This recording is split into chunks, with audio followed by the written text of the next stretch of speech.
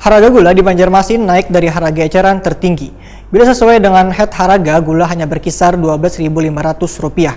Namun wayahini harganya di pasaran sudah berada di kisaran Rp18.000. Warga diminta untuk tidak perlu khawatir, lantaran persediaan gula akan terus meningkat. Karena pengiriman gula Kalimantan Selatan kembali ada di minggu yang akan datang.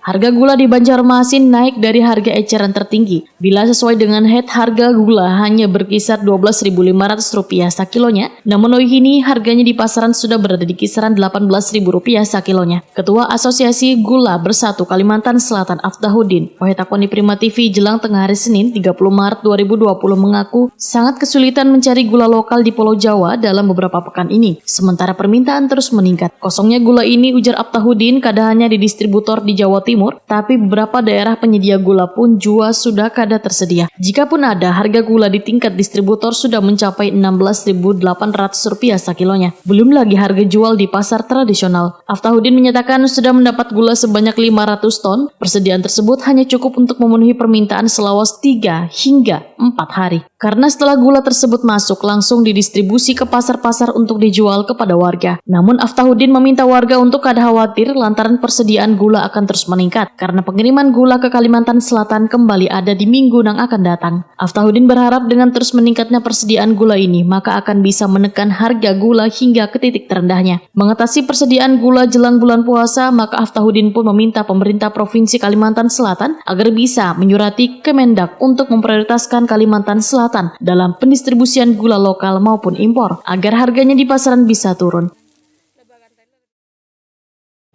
Kita tidak memikirkan satu-satu sisi keuntungan, tetapi kita memenuhi kebutuhan masyarakat yang ada dulu.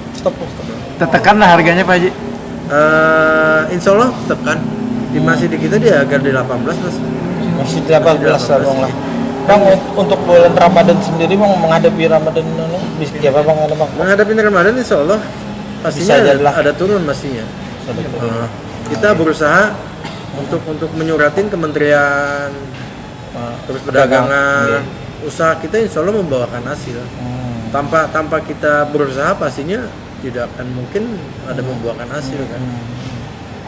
Bang, kita ini dari mana Bang sementara ini? Dari Cilegon, dari Lampung, Jatim, Surabaya. Kita cari berapa titik lah yang mungkin tidak ada terjangkau sama orang, kita masuk gitu.